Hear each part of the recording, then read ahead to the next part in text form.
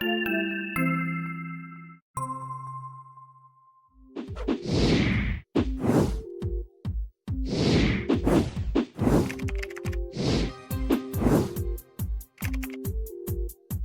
today's podcast, we're going to review 2 articles that talk about facts.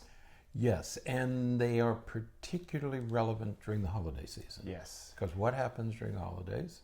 We see family. We see family and friends, we get together for dinners, and we argue, and we have talks.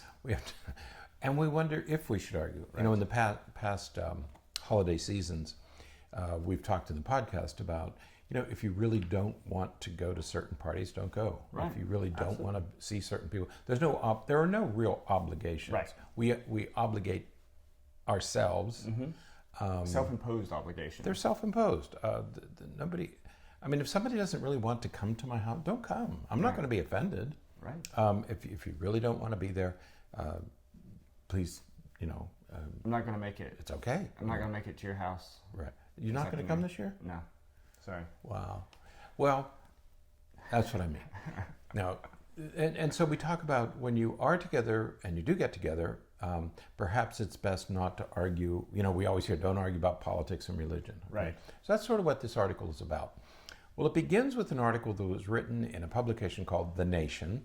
The article was by Ellie Mystal. I think it's Mystal, Mystal. And the title of the article is, "This Thanksgiving, It's Time to Take on Your Conservative Relatives." Now, obviously, there's a little bias here. Yes. Okay. We're going to go after your conservative relatives. So we're going to talk about Trump, and we're going to talk, okay, so, you know, full disclosure, obviously this person wants to take on and is encouraging others to take on their conservative relatives. Right. Okay. Encouraging political discussions. Right. So don't shy away from political discussions. Perhaps it's time that we open these up and That's what she's suggesting. and have these discussions. Right. Okay. What he encourages is 3 things. First one is be an ambassador of truth. First of all, tell the truth, but also call out lies and misinformation. Don't let falsehoods go unchallenged. Right. Okay, that's the first bit of advice. Second, call bigotry and misogyny by their names. Don't let, what he says here is, don't let people feel safe Right. in being bigoted or misogynistic in their comments. Right. It's time to challenge them publicly. And because what many of us tend to do is, well, I don't want to get into an argument. And so we tolerate those comments. And he's saying, perhaps it's time to challenge instead of tolerating. Right. Okay? And the third is we always think that, well, if it's not politics or religion, it's safe ground. And what this writer says is that every conversation is political, ultimately. Right. Even if it's, you know, you're rooting, if your sports team is named after a Native American tribe, you know, and you say, well, the Redskins or the Indians, that still is political, okay, Right. in a sense. So he's saying everything is political, okay. So he's saying 3 things: be an ambassador of truth, call bigotry and misogyny by their names, and all conversations are political. This last one is a little bit confusing. Not confusing. There's a little aside that we should add. That is that, and again, he uses the president's name. He says Trumpism, whatever Trumpism is, takes advantage of every aspect of retrograde culture. Okay, and so what it leads us to believe is that if you don't feel like changing your opinion about something, then you don't need it. There's no obligation to change it. Right. So we have a demographic shift in our country, so that by 2050, the white majority will be a minority. Right. But if you don't want to accept that, it's okay not to. But no, you should start to change. Right. Venice is underwater. The Florida Keys are underwater. Something is happening. So, but if you want to deny these things, you know, you kind of do it at your own peril. So stop denying these things. They are real, and you should be dealing with them. Okay? Right. And you may feel as though this is becoming a political podcast, but it's not. It's not. Because what we're saying is that these are conversations that people are having. These are statements I know that have happened in my family, at family get-togethers that happened last week at Thanksgiving. People, some of these topics were brought up, and absolutely, there are many of us who completely avoid those conversations. And what this author is saying is that in a roundabout way, what this author is saying is that by avoiding those conversations, by refusing to talk about those conversations or calling things out as they are, in a way you're allowing those misperceptions and some of those things to perpetuate. You're allowing them to continue because we're not calling it out by what it is and shining a light on some of that misinformation. Right. Now, a perfect example, and one that's a little bit easier to talk about, is immunizations. Right. Okay. And another person died from measles the other day. Okay. So that's kind of a non-personal, I guess. But vaccinations fall into this category, because some people will start to talk about vaccinations that are bad. Well, should you let that falsehood continue? Right. Okay. So from an emotional standpoint, should you let that falsehood continue? And we're going to get to the psychological and emotional parts of this when we talk about the second article that we're posting today. The reason we mentioned this article is that this particular writer is saying, maybe it's time that we confront misinformation. Maybe it's time that we have a discussion about what some people call alternative facts. Right. Okay, the whole concept of alternative facts is so flawed in so many ways that maybe it's time that we stop being polite because we're allowing misinformation about race and misogyny and vaccines and climate change. We're allowing these false narratives to influence our thinking and our emotional health. Okay, Right. So this guy is saying, let's take it on. Let's use the holidays as a time to argue. Right. It's the second article that sort of introduces some, wait a minute, let's slow down a little bit. Right. And that's the part that we want to get to. Yeah, because while it is good to address these issues and to take them on and to not allow them to perpetuate simply through passivity, there is also some caution to take. I mean, Exactly. you don't want to be confrontational. You don't want to be argumentative for the sake of being argumentative. Right. We have this tendency where we get into discussions and debates, and we both sides of the argument sort of dig their heels in and become immovable. And now we're really not accomplishing anything. Right. Now we're just arguing and fighting, and we get to this point where, depending on your family, I know that in my family, things sometimes escalate to not so nice words and personal attacks and things like that. That none of this stuff should be. Climate change should not result in a personal attack on a loved one. You shouldn't stop speaking to each other because of the climate change debate or the vaccine debate or any other debate. Right. And that's the whole point here, is that people will often ask us, well, should I go to these holiday events? They ask our advice, and that's the part of this that we want to talk about. So when we give advice, we're saying we want to say things to well, why do you want to avoid these things? Well, it's because people get into arguments. Right. Well, there's information in this second article that may help you navigate the difficulties of some of these holiday events, whether they're with friends or family. It'll help you navigate these events. Right. And it's a topic that you and I have talked about before. Yeah. And it's a little bit esoteric in that it's a little bit philosophical, but it also is very practical. Right. And I think it's time that we do talk about it.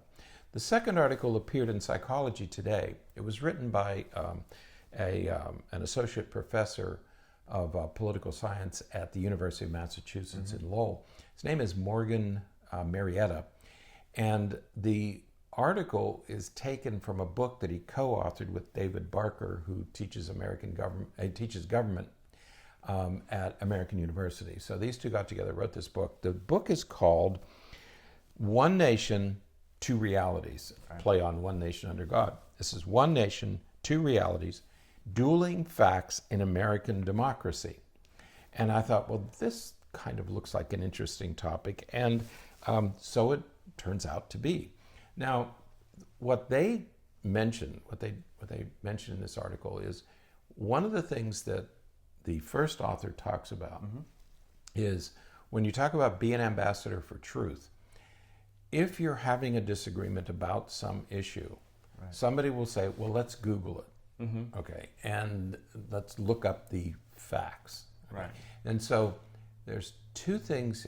The main thing here is facts. Okay, what are the facts that we're going to be looking up? He says, pull out your phone and Google it.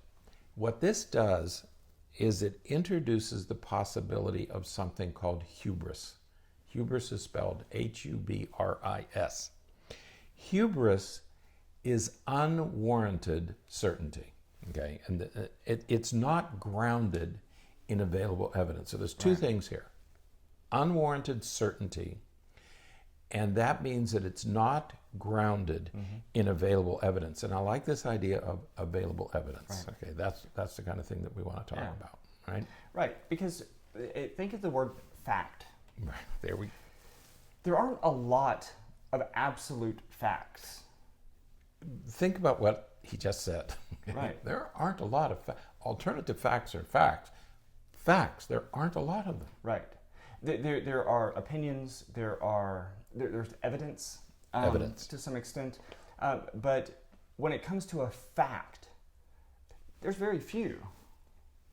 Because a fact means that it's always the case. It's absolute. Right. It's certain. And there's relatively few certainties. One of the first things you learn in pursuing a doctorate, or you should learn in pursuing a doctoral degree, right, is that there aren't many facts. People talk about, well, the fact is, or, well, it's fact that, or, well, it's certainly true that. There are very, very, very few things that you can say that about. Even the moon landing, people say, well, that really didn't happen. Is it a fact or not? There's very, very little that you can say is a fact. Right. Okay? And the idea that we can distinguish between what is true and what is false, that it's easy to do that, is deeply incorrect. Right. Okay? It is very, and I'm going to repeat that, it's very difficult. It's deeply incorrect to think that you can easily differentiate what is true from what is false, or what is accurate or inaccurate, what is fact, what is not fact. It's not that easy to do. Right. Okay? For many topics, the distinction, the evidence that we use is blurry. Right. And he uses the word blurry.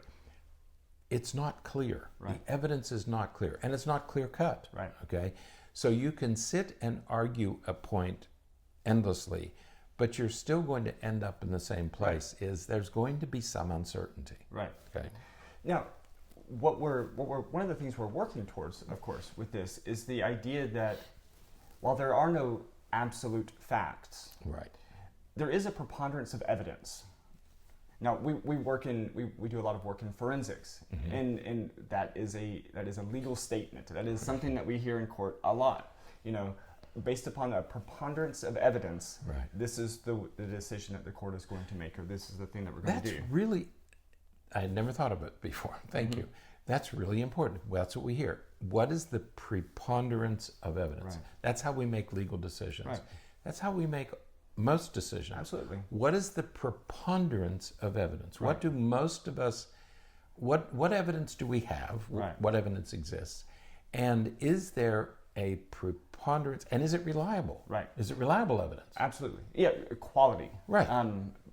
So there may be 1,000 studies that say, quality studies that say immunizations do not cause autism. Right. You will find a couple of dozen maybe articles that say there may be a relationship. Right. That's right. The preponderance of evidence is that there's not a relationship. Right. Will you find some evidence, some research or researchers that may say that there is? Absolutely. Absolutely. Because we can never know for absolute certainty.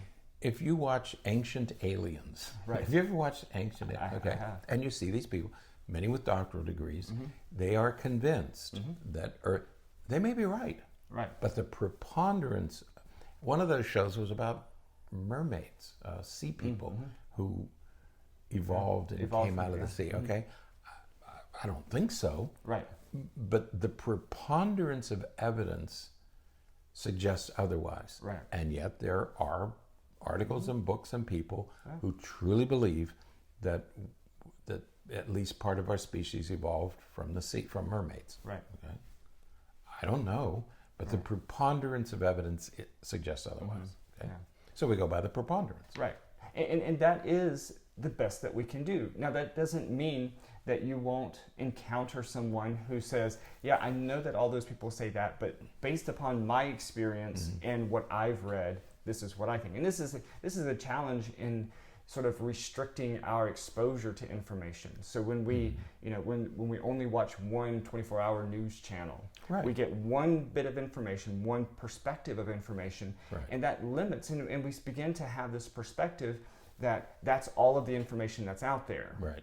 Instead of going and Googling or whatever and looking for additional information and expanding what we know about something, we keep it really restricted and focused on one particular perspective. And while, it's to use just an unhelpful statement, it's a free country. You can do that if you want to, but it doesn't mean that you have the facts. It doesn't mean that you have accurate information. Right. And we're not saying that a preponderance of evidence produces facts. Right. Okay. They're two different things. Right. Okay.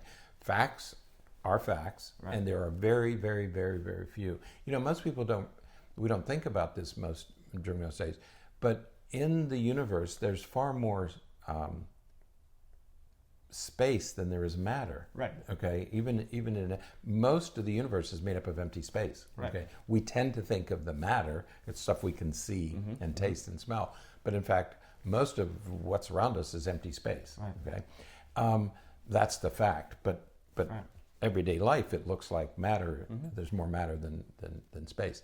So facts are very few, and when people start saying, well, the fact is, become suspicious immediately because there aren't many. What the best we can deal with is a preponderance of evidence. Right. Okay.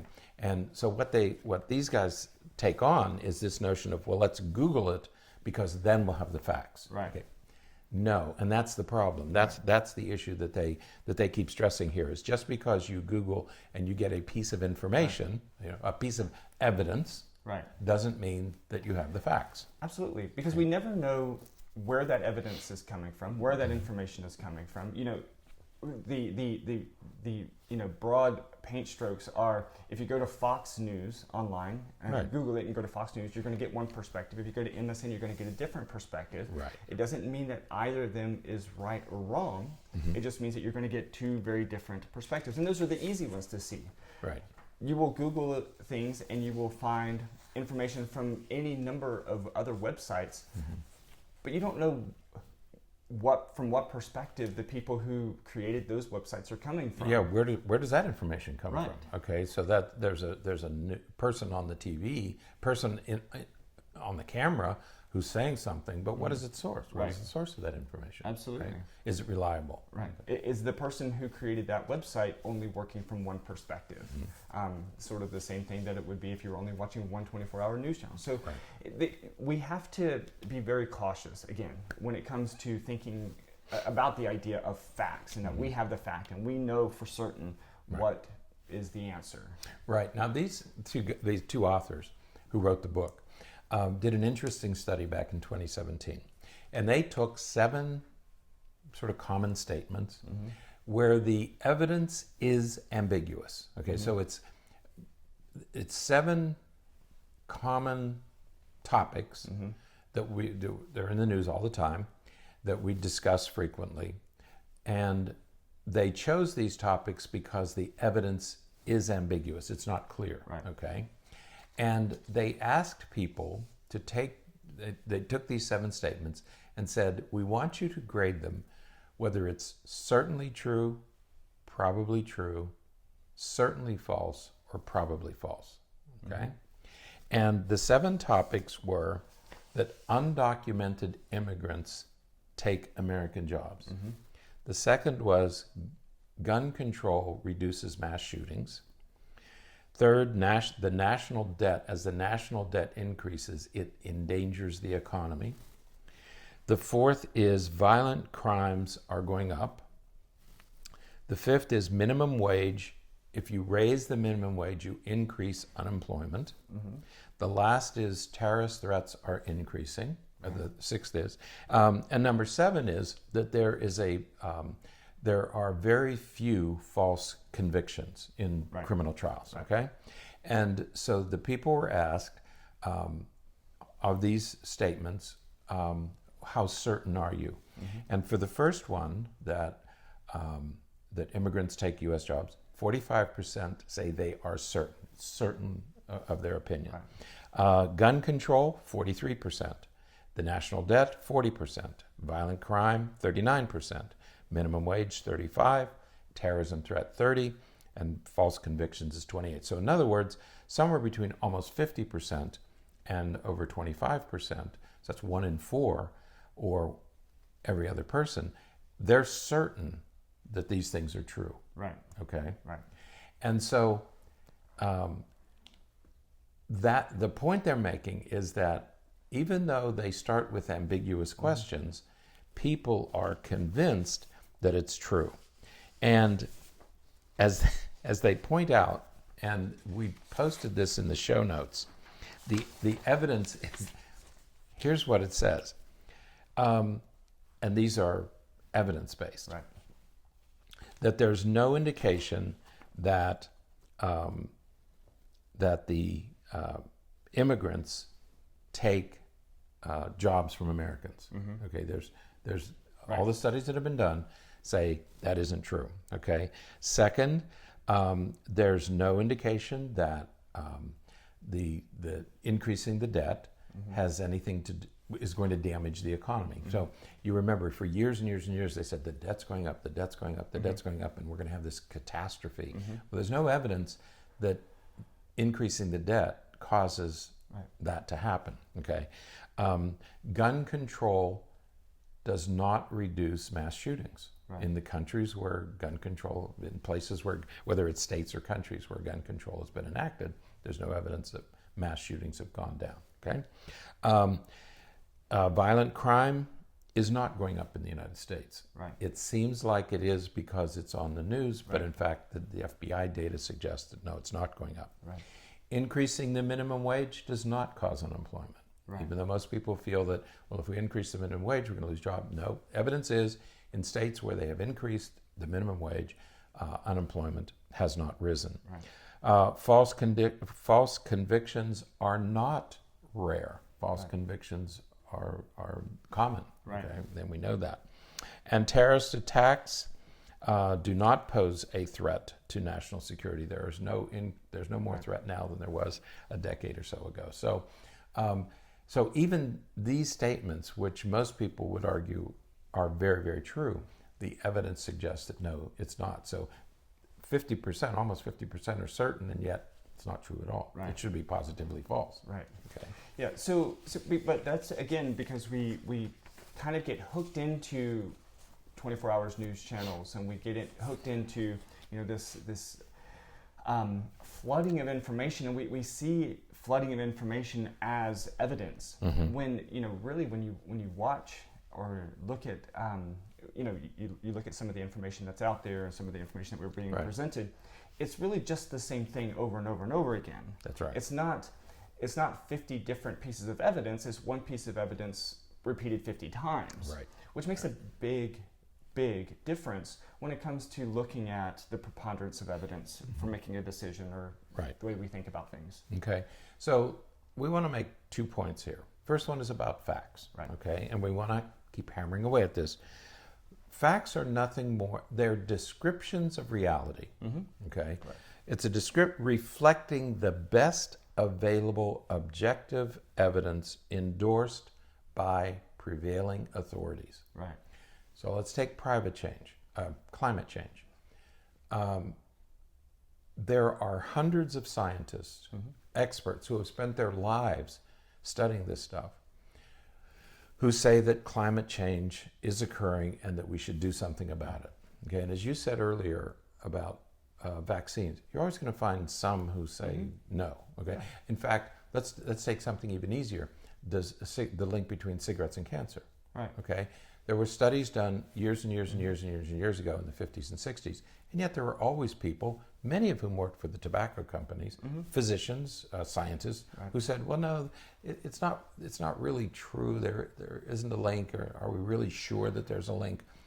So you can always introduce doubt. Well, and we can have anecdotal information. Exactly. My father smoked for 50 years, from the time he was a teenager until he passed in his early 60s. Right.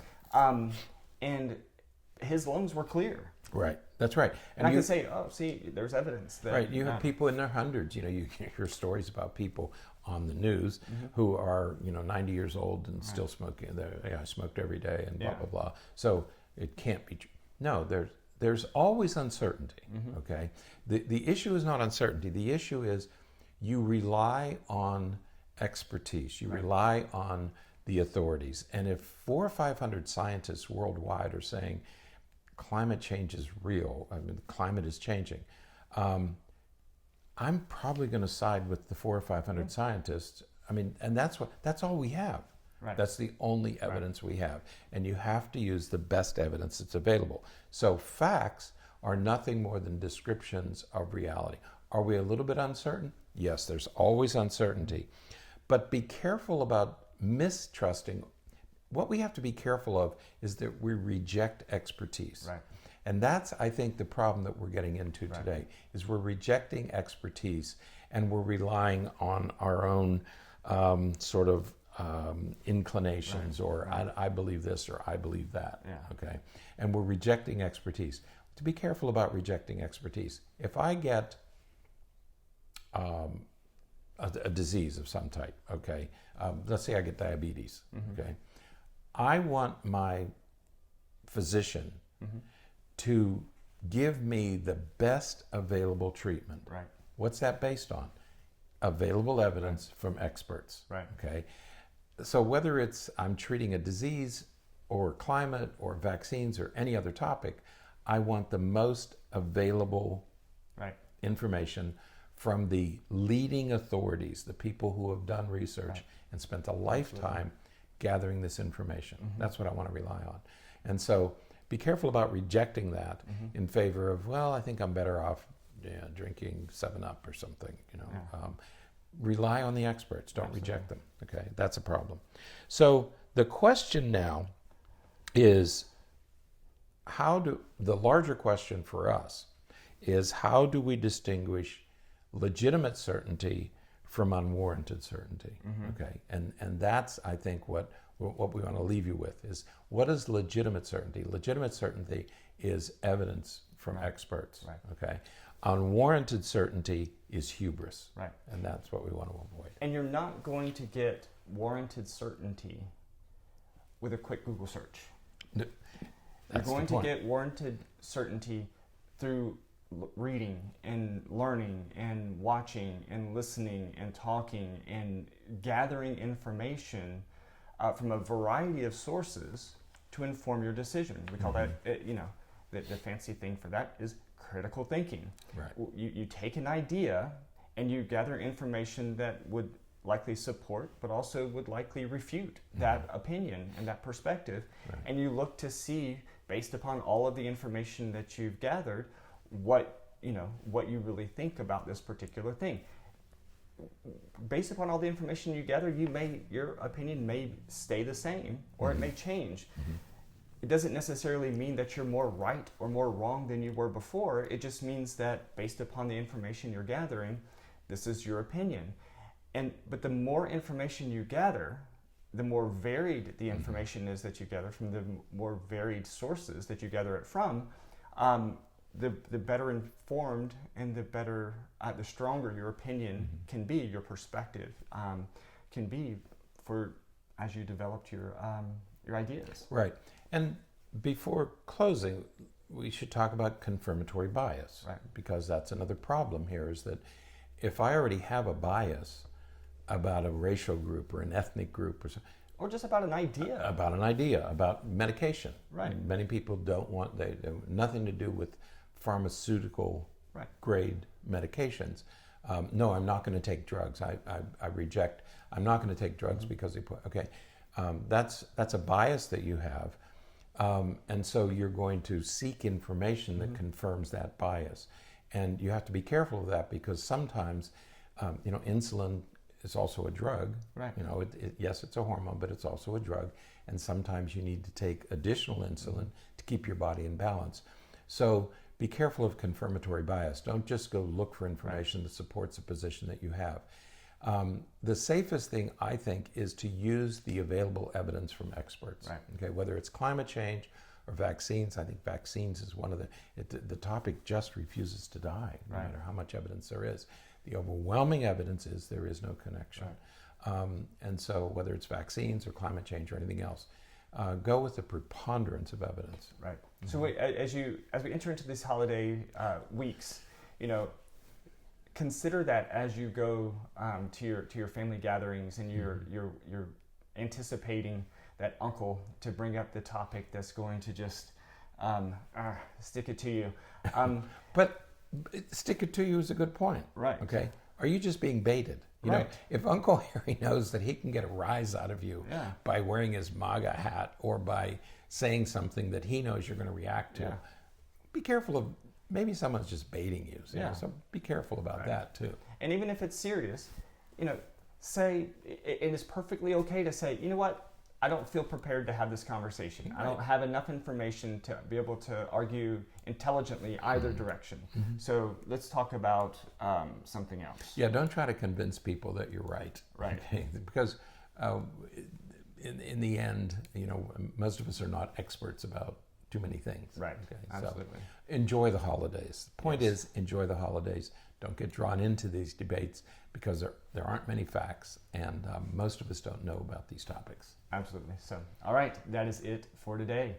Until next time, stay happy, stay healthy, and forget to be afraid.